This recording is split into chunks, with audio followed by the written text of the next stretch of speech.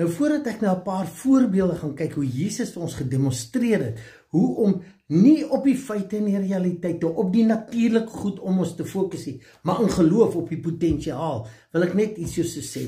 Onthou net gou, God het gekies om die heerskappy aan ons te gee. Daarom, God werk net saam. As jy nie jou gefokus kry en in lyn kry met die beginsels en die potensiaal van genesing nie, kan God jou nie genees nie. Kom ek gee jou 'n voorbeeld, hoekom ek so sê. Jesus kom uit die woestyn uit. Hy het 'n massive revelation gehad van hierdie potensiaal. En daar's geskrifte wat sê, die eerste ou wat hy ontmoet het daarna, het hy gesê, ons kan die wêreld verander. En hy het gefokus op armoede en gesondheid. Toe in sy dorp kom, toe kon hy nie een mens in sy eie dorp genees nie. Hoekom? Want hulle het hom geken. Hulle het nie in hom geglo nie. Daarom moes hy omwend na die natuur, om water en wyn. Dit was sy eerste wonderwerk. Ons kyk môre daarna.